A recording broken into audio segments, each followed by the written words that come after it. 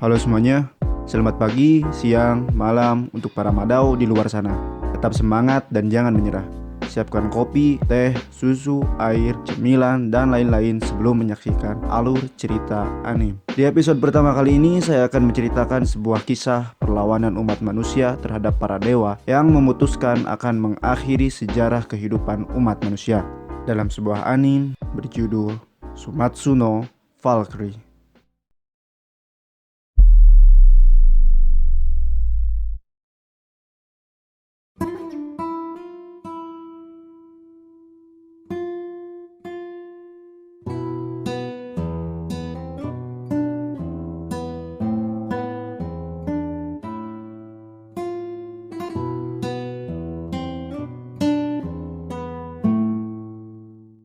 Madao.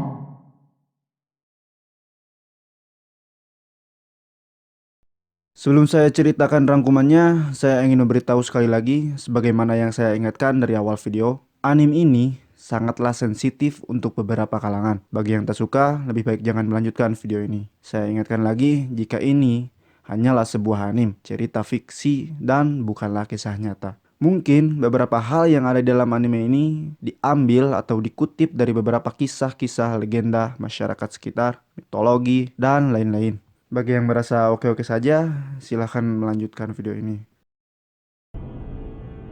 Cerita diawali dengan para dewa yang sedang berkumpul di satu tempat untuk melaksanakan rapat yang diadakan setiap 1000 tahun sekali. Rapat tersebut dipimpin langsung oleh Zeus, dewa dari para dewa, penguasa tertinggi dari para dewa. Ya, dia Zeus. Topik utama dalam konversi tersebut adalah untuk memutuskan nasib umat manusia dengan mengadakan pemungutan suara. Singkat cerita, para dewa pun memutuskan untuk mengakhiri ras manusia dari muka bumi. Saat Zeus hendak mengetuk palu penghakiman dan meng-ACC keputusan para dewa, datanglah seorang Valkyrie bersama seorang anak kecil di tengah-tengah keadaan yang sangat mendebarkan.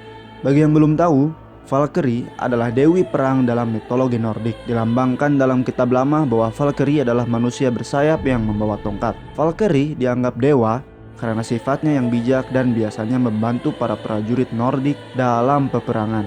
Mereka bertugas memanggil jiwa-jiwa orang yang telah meninggal dan terpilih untuk dibawa ke Valhalla dan dijadikan Einherjar yang nantinya akan membantu para dewa di saat peperangan tiba.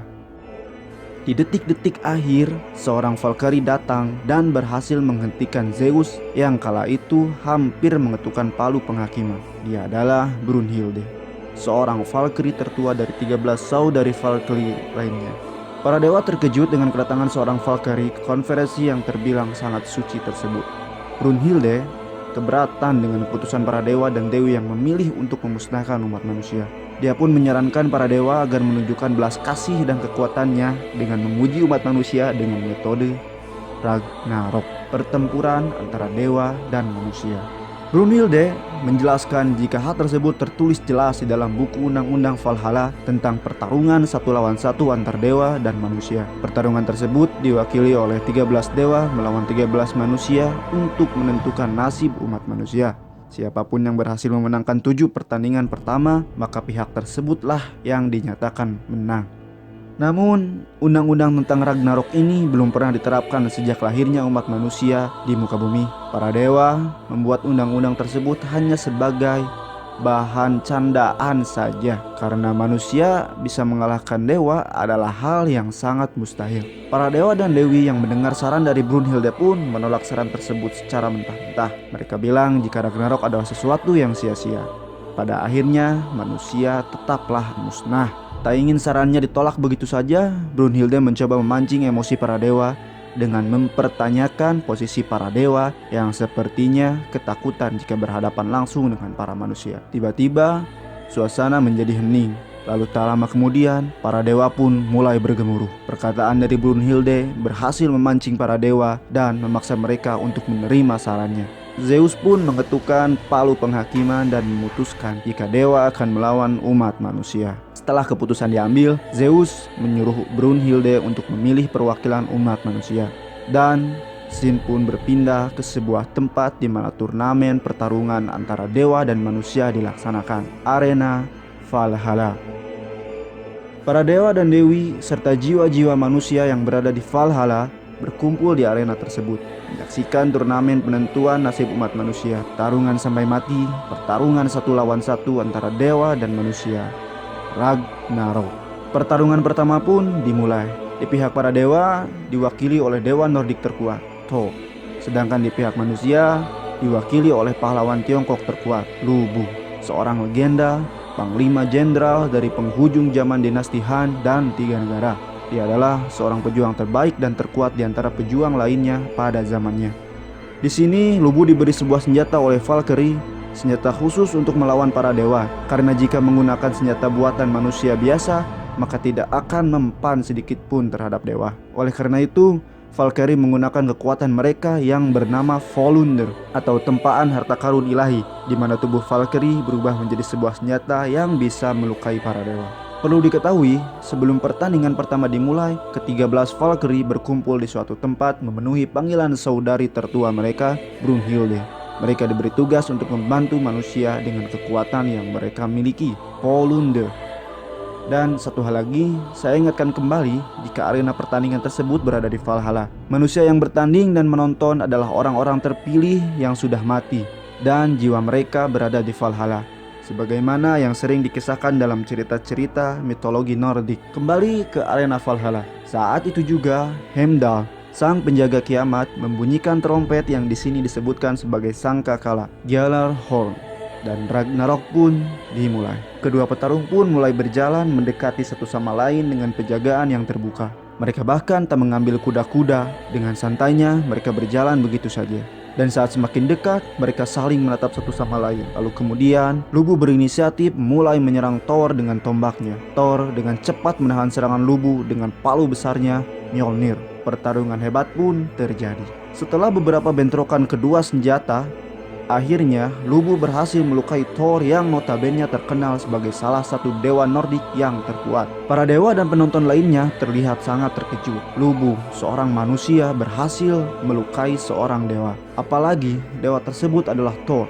Zeus dan para dewa lainnya pun sadar jika mereka, para manusia dan Valkyrie, tidaklah main-main. Zeus sadar jika Valkyrie telah menggunakan kekuatan spesial mereka untuk melawan para dewa. Di anime ini disebutkan jika palu Thor, Mjolnir ini berukuran sangat besar. Mjolnir adalah senjata kuat para dewa yang mampu menghancurkan benua. Siapapun yang menggunakan palu Mjolnir ini tak akan bisa menampung betapa kuatnya kekuatan itu. Bahkan dikatakan Mjolnir tersebut sangatlah panas seperti lava. Karena itu Thor memakai sebuah sarung tangan khusus sekaligus zirah terkuat di kayangan yang bernama Jarnreaper untuk melindungi kedua tangannya dan untuk mengendalikan kekuatan Mjolnir.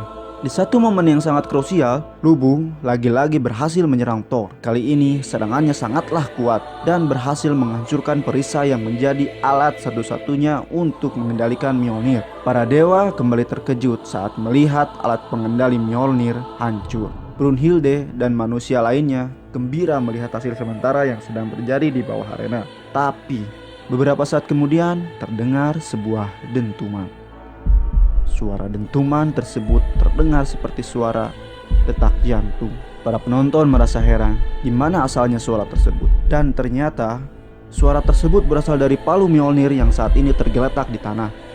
Palu Mjolnir tersebut mengeluarkan asap panas, dan saking panasnya tanah di sekitar meleleh menjadi lava. Tak lama kemudian di beberapa bagian palu tersebut mulai retak dan palu tersebut berubah bentuk. Dari retakan palu Mjolnir tersebut keluar daging yang bergerak mengikuti irama detak jantung.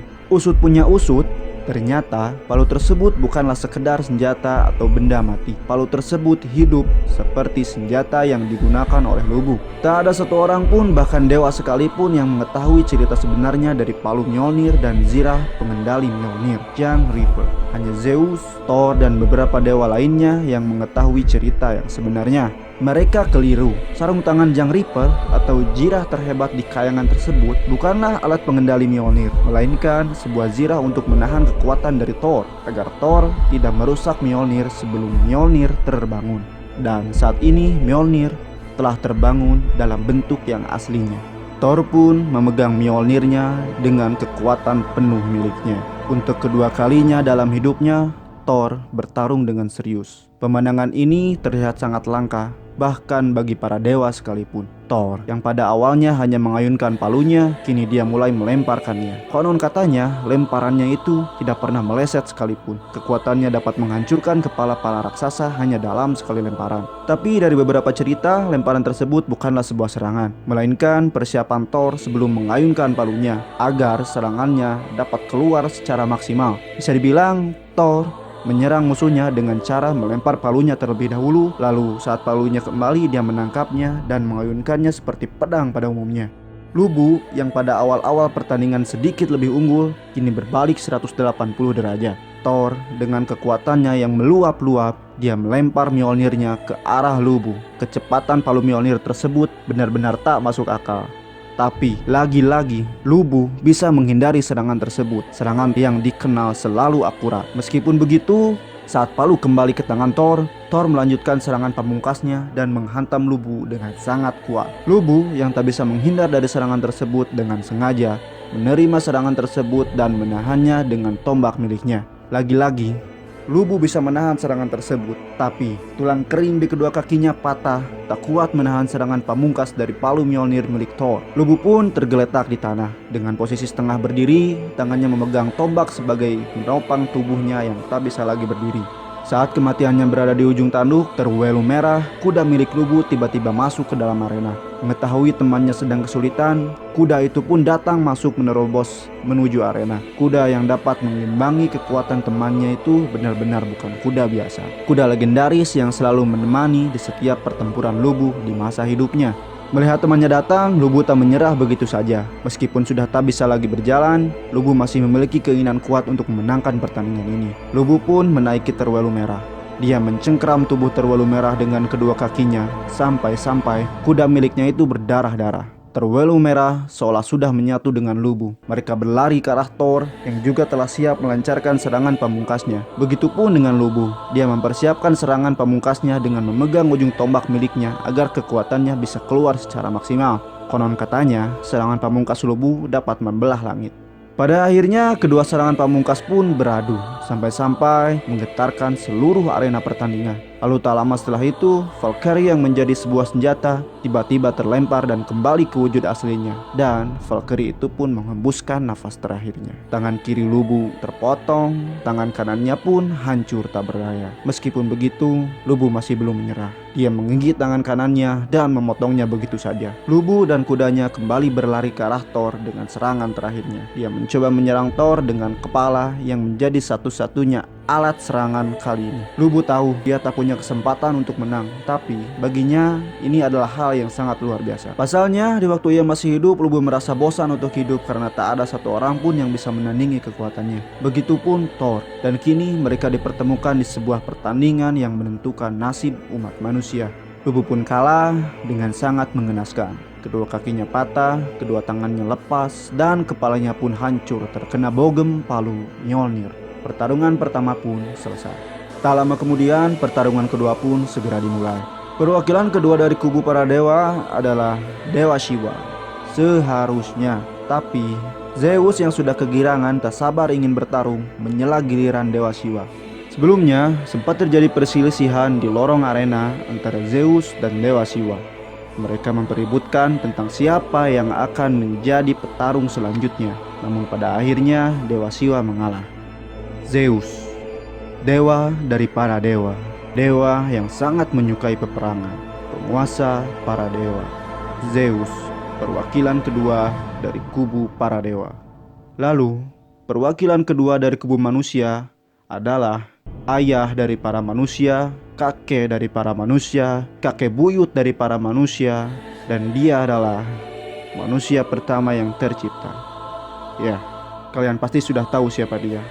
Tanpa harus saya ucapkan namanya, kalian pasti tahu. Dia adalah Adam, manusia pertama. Dikatakan jika alasan Adam bertarung adalah rasa kebenciannya terhadap para dewa. Dia ingin membalas dendam dengan apa yang terjadi sebelum dia diturunkan ke bumi. Tapi, alasan Adam yang sebenarnya bukanlah itu. Nantinya, di dalam anime ini Adam akan berkata di tengah-tengah pertarungan, balas dendam, kebencian, aku tidak butuh itu. Aku tidak punya alasan. Saat melindungi anak-anakmu, apakah kau butuh alasan? Ucap Adam. Para manusia pun seketika terharu mendengar perkataan tersebut. Begitulah alasan sebenarnya Adam mengikuti turnamen ini. Lanjut ke pertandingan, Adam lawan Zeus. Zeus yang awalnya terlihat kurus keriput, tiba-tiba secara perlahan tubuhnya mulai membesar. Layaknya Aderai, bahkan lebih besar dari Aderai. Pertarungan kali ini cukup unik. Pasalnya kedua petarung bertarung dengan tangan kosong.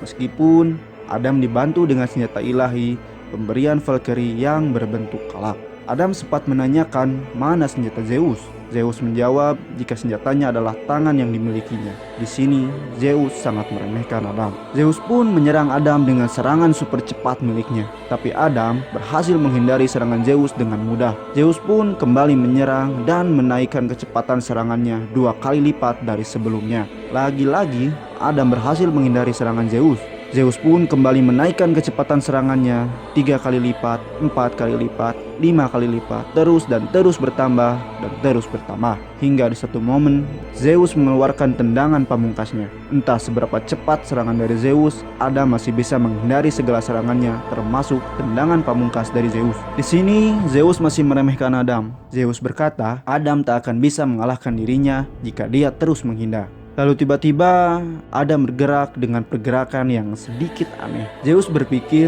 jika gerakannya benar-benar mirip dengannya. Dan tiba-tiba Adam dengan sangat cepat melayangkan pukulan ke arah Zeus dan mengenai wajahnya. Pukulan tersebut membuat Zeus sangat terkejut. Adam kembali menyerang Zeus. Kecepatan serangannya terus meningkat seperti serangan Zeus sebelumnya terhadap Adam. Namun berbeda dengan Zeus, serangan Adam berhasil melukai tubuh Zeus dengan serangan pamungkas milik Zeus, yaitu tendangannya. Zeus terkejut Adam bisa menguasai teknik miliknya hanya dengan sekali lihat saja. Kemudian Brunhilde menjelaskan jika Adam adalah tiruan dari para dewa. Semua teknik para dewa yang Adam lihat bisa dia tiru dengan sangat sempurna. Zeus pun kembali menyerang Adam dengan teknik-teknik lainnya. Dan seperti biasa, Adam bisa menghindarinya dan kembali menyerang balik Zeus dengan teknik miliknya sendiri. Kejadian ini terus terjadi hingga Zeus benar-benar kewalahan dan termakan tekniknya sendiri hingga membuatnya sempat tak sadarkan diri. Adam yang hampir saja dinyatakan menang tiba-tiba merasa cemas. Zeus bangun dengan wajah yang sangat menyeramkan. Dia benar-benar kesal dan menjadi sangat serius. Zeus bertransformasi dengan cara mengencangkan otot-otot miliknya dengan meremas ototnya hingga otot-otot di tubuhnya menyatu. Bentuknya pun kini semakin menakutkan dari sebelumnya. Adam yang sebelumnya terlihat santai kini memposisikan kuda-kuda. Dengan cepat Zeus menyerang Adam secara bertubi-tubi dan dengan cepat pula Adam meniru dan menyerang balik kepada Zeus. Namun kali ini serangan Zeus berbeda dari sebelumnya. Serangannya benar-benar 1000 kali lebih cepat dan 1000 kali lebih kuat. Di sini Adam masih bisa mengikuti pergerakan Zeus dan meniru semua tekniknya.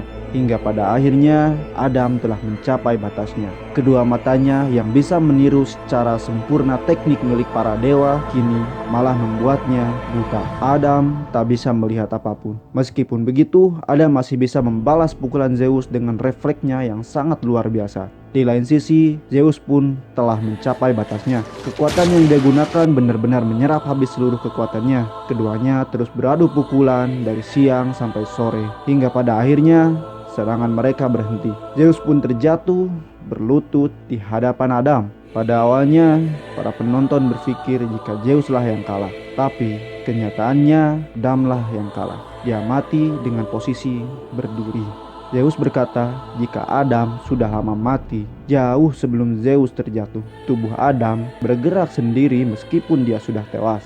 Dia tetap tak menyerah untuk melindungi anak-anaknya. Pertandingan itu pun dimenangkan Zeus. Adam dan Valkyrie yang membantunya meninggal. Para dewa 2, manusia 0.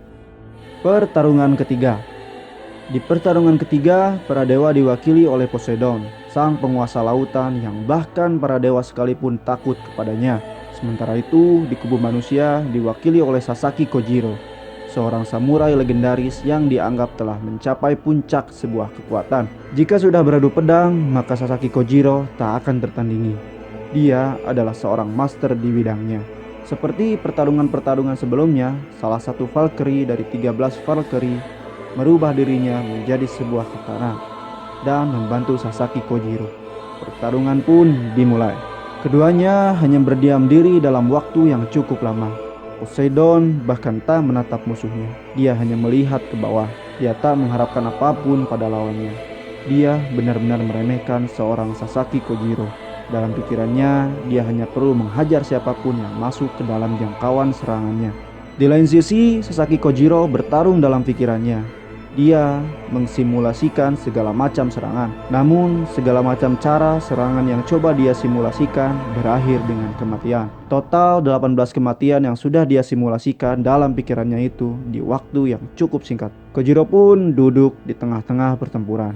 Dia tahu jika Poseidon tak akan menyerangnya. Dia memutuskan untuk lebih tenang dan mengsimulasikan lagi serangan selanjutnya. Hingga pada akhirnya Kojiro pun kembali berdiri dan mencoba menyerang Poseidon. Dia mengangkat pedangnya ke belakang, menarik nafas dalam-dalam, lalu meloncat dengan cepat. Saat Kojiro masih berada di udara, dia mengayunkan katana miliknya dengan cepat hingga menukik ke bawah. Namun Poseidon masih bisa menghindari serangannya dengan sangat mudah. Dengan cepat, Poseidon mencoba melancarkan serangan balik dengan cara menusukkan tongkatnya dari atas ke bawah. Dari posisi itu, Kojiro kembali menyerang balik dengan mengangkat katana miliknya dan mengayunkan ke atas 2 kali lebih cepat dari serangan Poseidon. Teknik Sasaki Kojiro tersebut adalah teknik yang tak mungkin bisa dihindari oleh manusia pada umumnya. Namun, lawannya kali ini adalah seorang dewa, Poseidon. Poseidon masih bisa menghindari serangan milik Sasaki Kojiro. Meskipun rambut Poseidon sedikit terpotong oleh teknik tersebut. Poseidon pun sedikit kesal dan mulai mengakui kekuatan dari seorang Sasaki Kojiro. Dan kini dia menatap musuhnya tak seperti sebelumnya. Kedua belah pihak pun kembali menyerang satu sama lain. Mereka menyerang dengan cara saling membalikan serangan satu sama lain. Hingga suatu ketika pedang Sasaki Kojiro terbelah menjadi 2 bagian. Para dewa yang menonton pun mulai bersorak karena senjata Kojiro, satu-satunya senjata yang bisa melukai para dewa, telah terbelah menjadi 2 bagian. Di lain sisi, si gadis kecil termuda di antara 13 Valkyrie lainnya menangisi saudarinya yang terbelah di bawah sana.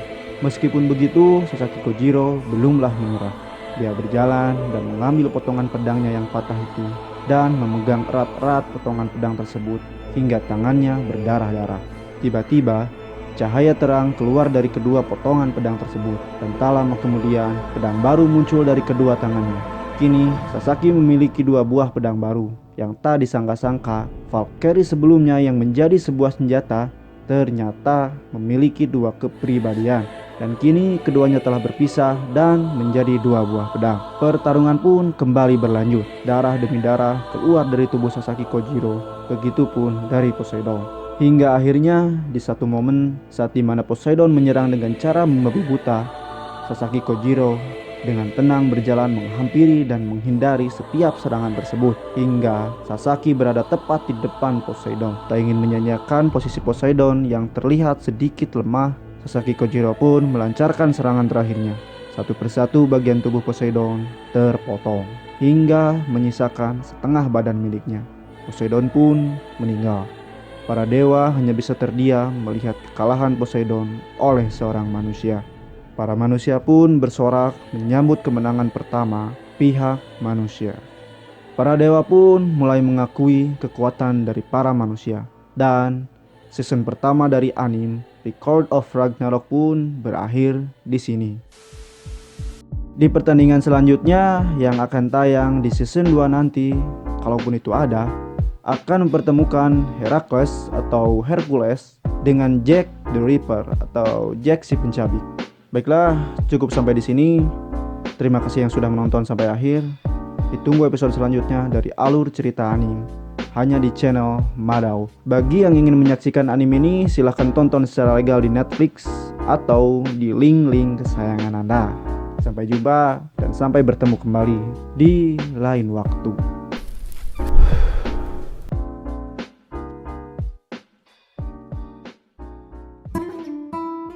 諦めてはいけない。たとえどんな絶望の淵に立たされようと、暗闇の中に立たされようと、その目さえつぶらなければ希望の光は見える。まだを